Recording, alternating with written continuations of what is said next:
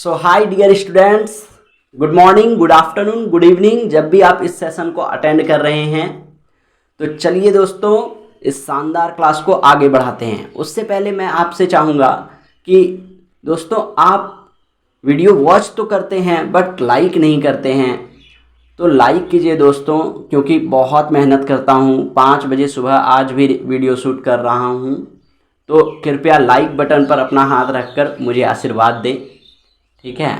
Like button पर हाथ रखकर मुझे कृतार्थ करें, है ना। और दोस्तों क्लास में आगे बढ़ने से पहले मैं चाहूँगा कि आप इस वीडियो को अपने सोशल मीडिया लिंक्स पर भी शेयर करें, ताकि आपके फ्रेंड्स, है ना, आपके जो भी हैं भाई बहन, उनको भी इस वीडियो का लाभ हो, है ना, इस वीडियो का बेनिफिट हो। सो दोस्तों अपने क्लास को आगे बढ़ाते हैं, सेंटेंस में ही आगे बढ़ेंगे। और आज का हमारा टॉपिक है 3 पार्ट्स ऑफ अ सेंटेंस। जी हाँ, first part subject, second verb and third object. Subject किसे कहते हैं, वर्ब किसे कहते हैं, ऑब्जेक्ट किसे कहते हैं। और उससे पहले मैं एक बात और कहना चाहूँगा कि सब्जेक्ट भी 2 तरह के होते हैं, ऑब्जेक्ट भी 2 तरह के होते हैं और वर्ब भी 2 तरह के होते हैं। सो बेसिकली दोस्तों आज सिर्फ हम स्पीकिंग पॉइंट ऑफ व्यू से ही ग्रामर को टच कर रहे हैं, ठीक है, कि जो जो हमें ज़रूरत है आज के क्लास में उतना ही मैं शेयर करने वाला हूँ। और कंप्लीट एक वीडियो आज के ही क्लास में उसको पूरा ख़त्म करके रहूँगा, है ना, ये कमिटमेंट है। तो बने रहिए, है ना, और क्लास को आगे बढ़ाते हैं, अपने शानदार क्लास को, है ना। सो दोस्तों सब्जेक्ट की बात करते हैं। पहले समझते हैं सब्जेक्ट बोलते किसको हैं। तो सब्जेक्ट देखिए, फॉर एग्जांपल एक सेंटेंस होता है। एग्जांपल के तौर पर मान लेते हैं कि एक सिंपल है कि राम आम खाता है, ठीक है, सिंपल एग्जांपल, राम आम खाता है।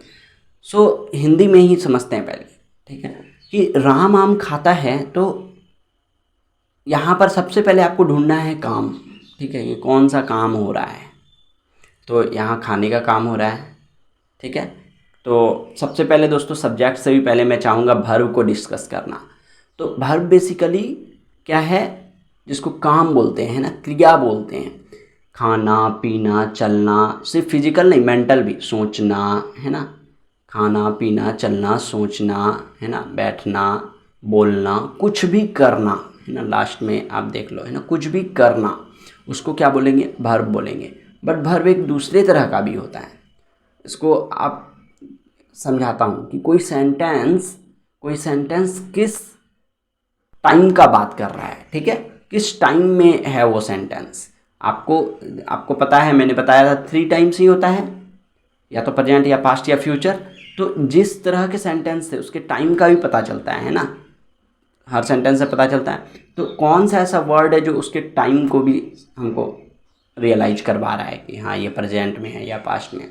तो कौन से वर्ड्स हैं, इंग्लिश में बोलूँ तो इज़, एम, आर, है ना, was were. Is am are से पता चलता है कि प्रेजेंट में है सेंटेंस, वाज वर से पता चलता है कि पास्ट में है, और गागेगी लिखा रहता है तो पता चलता है कि फ्यूचर में है सेंटेंस। और इंग्लिश में क्या होता है, हिंदी में क्या होता है, या तो है लिखा रहता है या था या होगा, ऐसे कुछ।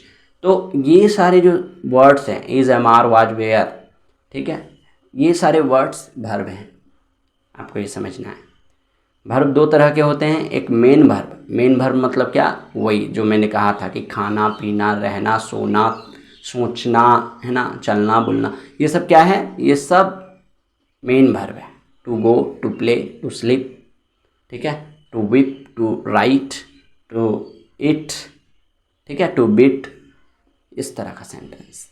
एंड हेल्पिंग वर्ब क्या है, ये जो मैंने अभी कहा था कि जो टाइम की जानकारी दे कि किस टाइम में वो सेंटेंस है, उसको हेल्पिंग वर्ब बोलेंगे। यानी is, am, are, was, were, had, have, has, do, did, does, ये सब क्या है, हेल्पिंग वर्ब है। समझ गए। अब आगे बढ़ते हैं सब्जेक्ट में। ये सब्जेक्ट देखो, जब हम मेन वर्ब को पहचान लिए, ठीक है, और हेल्पिंग वर्ब को पहचान लिए, तो आपको ये समझना है कि जो, जैसे अगर मेन वर्ब का बात करें तो वर्ब में जो उस काम को कर रहा है ना, काम को करने वाला, सेंटेंस में जो काम को करने वाला है, तो ये चीज़ है। एक देखो समझो, राम आम खाता है तो खाने का काम चल रहा है ना, या चलता है। तो यहाँ खाने के बारे में बोला जा रहा है कि राम आम खा, लेकिन खाने वाला कौन है, ठीक है। तो जो काम को करने वाला है उसको सब्जेक्ट बोलते हैं, काम को करने वाले को सब्जेक्ट बोलते हैं। तो सिंपल हो गया, राम आम खा रहा है तो राम सब्जेक्ट है, ठीक है। एंड अगर दूसरे तरीके से बात करें, मैंने कहा था सब्जेक्ट भी दो तरह का होता है। एक तो जो मेन वर्ब का डायरेक्ट आपको पता चल जाता है कि मेन वर्ब को कर कौन रहा है, तो वो राम है, ठीक है।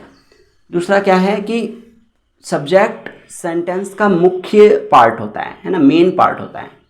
ये समझना है कि जैसे मैं बोलता हूँ राम पागल है, तो मेन यहाँ पर कौन सा वर्ड है, मेन पार्ट है ना, तो राम है, क्योंकि राम के बारे में कुछ बोला जा रहा है। समझ रहे हैं आप। वैसे तो सब्जेक्ट का पोजीशन सेंटेंस में हमेशा आगे होता है, इस तरह से आप समझ सकते हैं कि सब्जेक्ट आगे ही होगा हमेशा, कभी ऐसा नहीं होगा सब्जेक्ट बीच में है या पीछे है, ऐसा कुछ नहीं, सब्जेक्ट हमेशा आगे होता है। तो राम पागल है, तो आपको समझना है क्या, यहाँ तो सिंपल हो गया कि राम सब्जेक्ट है एंड है वर्ब है, ठीक है। राम क्या है, सब्जेक्ट है, क्योंकि ये मेन पार्ट हो गया, मेन किसके बारे में बोला जा रहा है। सो अगर इसको बोले कि कौन पागल है, राम पागल है, तो बेसिकली राम के बारे में बात हो रहा है। तो राम हो गया सब्जेक्ट और है तो हो गया वर्ब, है ना, हेल्पिंग वर्ब। मैं आपको बताया था कि राम इज मैड, तो राम हो गया सब्जेक्ट, इज हो गया verb, helping verb, and mad क्या है, ठीक है। तो ऑब्जेक्ट में आते हैं। ऑब्जेक्ट दोस्तों जो काम को करने वाला होता है, ठीक है, उसको सब्जेक्ट बोलते हैं। और काम को जो उसने किया, उस काम का असर किस पर आया, इसको समझना आराम से कि राम आम खाता है, राम ईट्स अ मैंगो, तो ईटिंग का काम राम कर रहा है, तो राम सब्जेक्ट है और ईट्स मेन वर्ब है, और खाने का जो इफेक्ट है वो मैंगो पर आ रहा है कि मैंगो ख़त्म होते चले जा रहा है। समझे, यानी कि सब्जेक्ट और वर्ब पहचान में आ जाता है तो ऑब्जेक्ट भी आसान है। और वैसे सेंटेंस में पोजीशन होता है ऑब्जेक्ट का सेंटेंस के पीछे, ठीक है। अब अगर आप यहाँ पर देखो राम ईट्स अ मैंगो, तो मैंगो कहाँ है, सबसे पीछे में, ठीक है, उसके बाद फुल स्टॉप डालते हैं। तो सिंपल हो गया, ऑब्जेक्ट ऐसे पहचानते हैं। या तो आपको समझना है कि काम का असर किस पर पड़ रहा है वो, दूसरा कि जैसे बोलते हैं कि राम पागल है, तो राम सब्जेक्ट हो गया, है ये वर्ब हो गया, और पागल हो गया ऑब्जेक्ट। समझे कि राम क्या है, मतलब उसके बारे में क्या बोला जा रहा है, इसको समझना। मैं डेफिनेशन दे देता हूँ, है ना, दोनों तरह के सब्जेक्ट, दोनों तरह के वर्ब और दोनों तरह के ऑब्जेक्ट को, ताकि आप और क्लियरली इसको समझ पाओ। तो सबसे पहले अगर सब्जेक्ट को शुरू करें, तो काम को करने वाले को सब्जेक्ट कहते हैं, एक डेफिनेशन। दूसरा कि वाक्य का मुख्य बिंदु, है ना, वाक्य का मुख्य वर्ड को क्या बोलते हैं, सब्जेक्ट बोलते हैं, काम खत्म।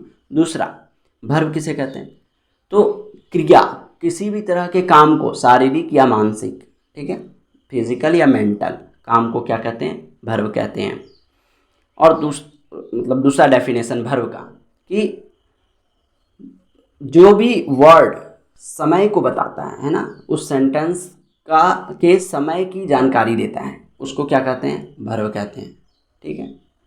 तीसरा आपका ऑब्जेक्ट, ऑब्जेक्ट में क्या, काम के करने का असर जिस पर पड़ता है, ठीक है, काम के करने का असर जिस पर होता है, प्रभाव जिस पर होता है, उस शब्द को ऑब्जेक्ट कहते हैं।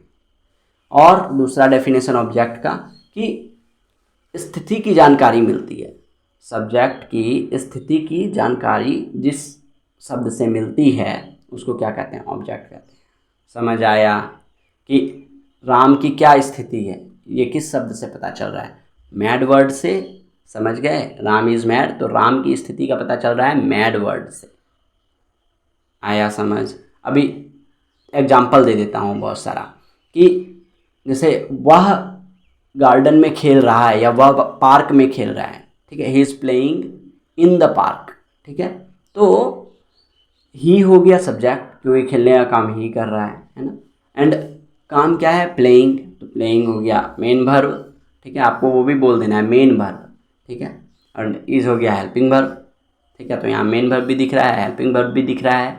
एंड पार्क क्या है, पार्क ऑब्जेक्ट है, क्योंकि राम वह खेल कहाँ रहा है। समझ गए। आप इस तरह से क्वेश्चन करके भी ऑब्जेक्ट का पता कर सकते हैं। मैं आपको आसान से ट्रिक्स बता रहा हूँ कि ऑब्जेक्ट पता करना हो तो क्या बोलना, काम कर कौन है ना, सॉरी कौन नहीं पूछना, कौन पूछोगे तो सब्जेक्ट हो जाएगा। कहाँ, क्या, ये सब अगर आप पूछ दो तो वो क्या हो जाएगा, ऑब्जेक्ट हो जाएगा, समझे। फॉर एग्जांपल वह घर पर सो रहा है, तो वह हो गया सब्जेक्ट, है ना। मतलब इंग्लिश में बोलता हूँ, he is sleeping in the home, ठीक है, या स्लीपिंग एट होम, सही है। तो ही को क्या बोलेंगे, सब्जेक्ट, इज को क्या बोलेंगे, helping verb, sleeping main verb, and home object. और देखो ऐसे भी पीछे आ रहा है ना, समझे। आई थिंक क्लियर हुआ है ना। तो अगर क्लियर और चाहिए इसमें क्लैरिटी, अगर है ना, कमेंट में आप बताना, तो मैं क्या करूँगा अगले क्लास में इसको थोड़ा सा रिकैप कर दूंगा और अपनी तरफ से वो कोशिश करूँगा कि मैं बहुत क्लियर कर सकूँ, ठीक है। आई थिंक मुझे तो लगता है कि मैंने सारा क्लियर किया डिस, है ना। बट अगर फिर भी ना हो तो बोलना, नहीं तो वीडियो को आप स्लो मोड में देखते चले जाओ, है ना, 1 2 बार 3 बार करके देखते चले जाओ, ठीक है। सो दोस्तों आज का इस क्लास को यहीं पर ख़त्म करते हैं। थैंक यू सो मच, बहुत मज़ा आया, है ना। And bye bye. शेयर कीजिए, लाइक कीजिए, है ना। चैनल पर न्यू हैं तो सब्सक्राइब भी कीजिए और एप्रिसिएशन को बढ़ाइए, है ना।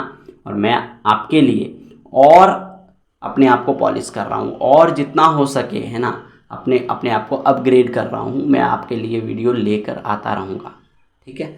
सो बाय बाय।